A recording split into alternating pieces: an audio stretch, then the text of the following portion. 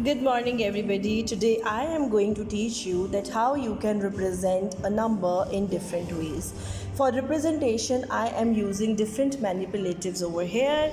I am using these buttons. Some of the buttons are black and some of the buttons are red. I'm also using some colored ice cream sticks. I'm using place value counters over here. I am using polyplugs, or you can also call them double-sided counters. And now let me tell you that how we can represent a three-digit number in different ways. So for let me write the number over here. Suppose the given number is 343. So whenever we have to represent a number by using different manipulatives, the first thing we have to do is write the place value of that specific number. For instance, 3, the place value of 3 is ones, the place value of 4 is tens, and the place value of 3 is 100. The first manipulative which I am going to use to represent this number is these base 10 counters. These are ones, these are tens, and these are hundreds. So let's see that how many ones are there in this three-digit number. So it has 3 ones, so I will take 3 ones counter and I will place it on my table. Let's see that how many tens are there. There are 4 tens. So I will take tens counter and I will present it.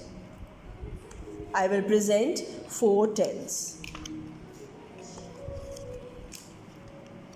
So now the representation shows 3 ones and 4 tens. Let's see that how many hundreds are there. There are 3 hundreds, so I'll take 100 counters this time. I'll take 300 counters and I will place it on my table. So now you can see that the three-digit number which I have written on the board, this is the representation of that number. It has 3 hundreds, 4 tens, and 3 ones. So it shows 343, which has been the number written on the board.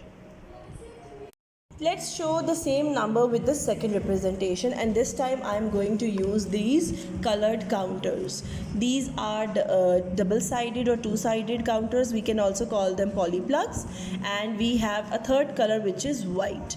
So for instance, I will suppose that the blue color stands for tens and the pink color stands for hundreds. So this time I am going to use these color counters, and these white counters, these shows ones. Alright, now I have to represent the same number 343. So the pink part shows hundreds, so I'll take 3 hundreds and I will place it again on my table. 1, 2 and 3, because this three-digit number have 3 hundreds, so I will represent hundreds with the pink counters.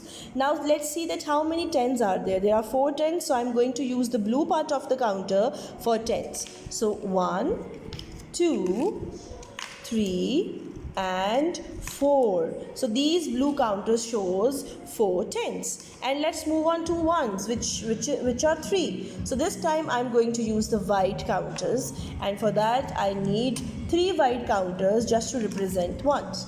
So this is how we can represent the three-digit number 343 by using these color counters. 300s and 43, 4 tens and 3 ones. This is how we can represent a number by using color counters. Now I am going to represent the same number by using the third manipulative, which are these buttons, these 2 color buttons. I have red buttons and black buttons. Now let's suppose that red stands for hundreds and black stands for tens. Now let's see that how we are going to represent the same number by using these buttons. Okay, so I'm going to use the third manipulatives, which are buttons and these ice cream sticks. I'm using ice cream sticks to represent ones. So it shows 3 ones, black buttons shows tens, and blue For third representation, I am using buttons and these yellow ice cream sticks. Okay, so this time I am going to represent the same numbers by using these manipulatives. Red button shows 100, black button shows tens, and yellow ice cream sticks shows ones. So it also represents the same number, which is 343. These are 300s, 4 tens and 3 ones. So this is how you can represent any number by using different manipulatives. I hope you have understood how you can represent the same number by using different manipulatives.